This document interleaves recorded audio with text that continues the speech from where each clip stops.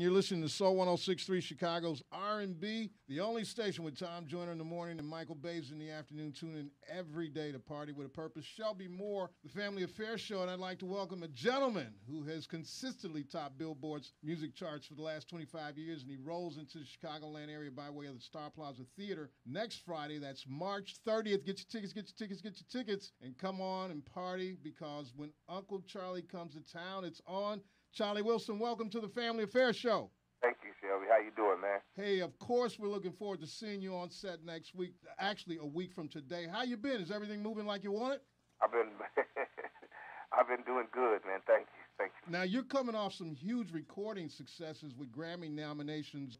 You are the best for R&B performance and best song. How does it feel to still have your career spiraling upward after performing so long? Does that surprise you? What's that feeling like, Charlie? Yeah, it surprised me. It surprised a lot of people probably, but I know it's an hope that you could get back into the game or some kind of way of maybe doing some shows. But to have some successful records consecutively and consistent number ones, for the last 4 albums, it's incredible, man. I've just been blessed, truly blessed, and I always thank God all the time for my life, and I've accomplished. I couldn't have done it. This is definitely without God. You have to have Him in your life, at some point, Shelby Moore, the Family Affairs Show. We're being joined by the great Charlie Wilson. An exciting review coming to Star Plaza next Friday. And are you in the beginning or at the middle or at the end of a tour? How many cities? What's the reception been like? Well, let me just say this.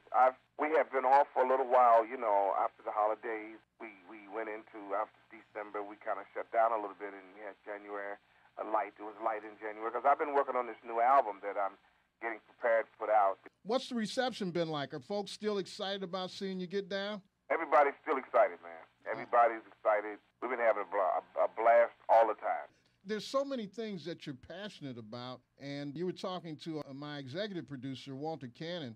You're a passionate survivor, now supporter and raising money, tons of money, and awareness for prostate cancer. Do you have a website our listeners can access? UncleCharlieWilson.com.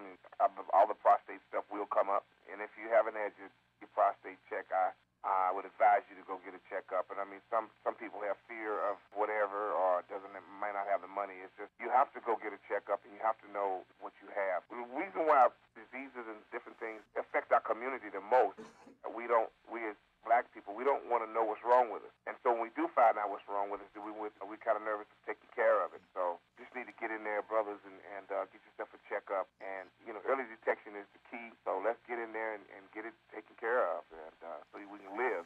We lose a lot of men, thousands of men each year from prostate cancer because we're just ashamed of going to get an exam, or, so we have to get in there, man. Way before their time. Way before their time. We're dying way before our time. So. Is performing and supporting the troops another one of your passions, Charlie? Absolutely. I've been to Iraq 4 times in 3 years. Crazy and amazing. Back-to-back years. Soldiers were kept asking for me, so I went.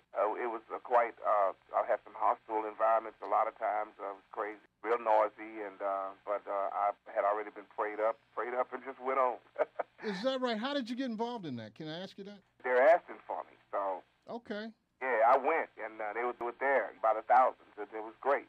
They bring a piece of home to those men and women that fight for us. You should see how they look, man. They be having just the time of their lives. I met some young men and women early in the daytime, in the mornings, breakfast, and they go outside the wire. Some of them don't come back. So it's that war is real, and I've been over there when they're fighting, and it's no joke. And to have the morale, they do need it. You know what, Charlie? Believe me, and I hear you loud and clear, but please do not go to Afghanistan. Well, they asked me to go a couple years ago. Please. It was a little too hostile. They called me back, said, Mr. Wilson, we'd love to have you anytime. I know they would, but please. A little too hot right now for you to come. So I just, waited. And I saw a general and a couple of colonels in passing not too long ago in the airport, and they say, Uncle Charlie. I said, how's Afghanistan? They said, we just got back now. No, it ain't time yet, Uncle Charlie. You don't want to go over there. I said, all right. I'm going to listen to you, Colonel. Hey, before I let you go, tell us about the new project now in lieu of the toxicology report that came out in regards to Whitney Houston a day or two ago. Tell us about your new work, I Loved Cocaine. Let me me just say this, man. I was a cocaine addict. I love cocaine. I understand about it all. And let me just say, anybody that's recovering, you have to be total abstinent. You can't drink anything. You can't sip. You can't toast to the boogie. You can't toast to the new year. I don't believe in any of that, you know. And people who tell me that they're just got out of rehab, and I see them a couple months later, and I see them having a drink, I say, like, you're not sober. You couldn't be sober. You know, you taking a drink. You can't take anything because that's going to trigger anything. So I'm sad to hear that it was so much narcotics in her body that you know, her heart just shut down. She probably had a bad heart, you know, an enlarged heart or something of that nature, and all of the narcotics that was inside of our body, plus the cocaine, it just didn't agree. It just got tired. Your body can only take so much, and trust me, I'm a living witness of alcohol and drug abuse, and I've got 18 years clean and sober. I know about it, and I sometimes dream about drugs and things like that, and I haven't had one relapse. Thank God for my life. You just got to put the thing down. You ask God for another chance at life. Come on. Life is worth living. Come on.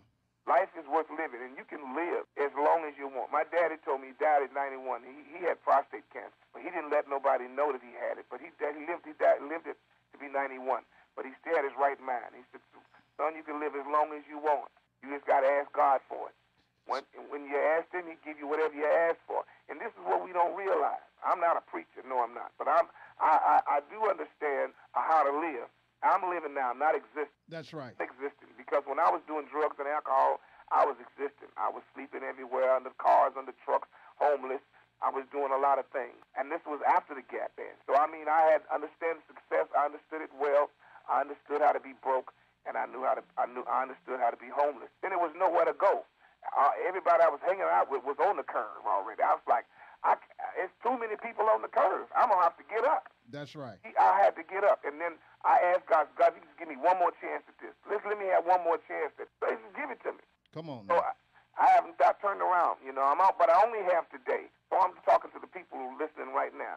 You only have today. This is all I have. Yeah, I've been trying and doing it pretty good for 18 years, but I only have today. I'm not promised tomorrow, but today I'm going to live the best I can of the best of my ability, and thank God for all the things he's given me, and that's what I'm doing today. He will be on set next week, Friday, March 30th at the Star Plaza Theater in Maryville. Get your tickets, ladies and gentlemen. He's Uncle Charlie Wilson.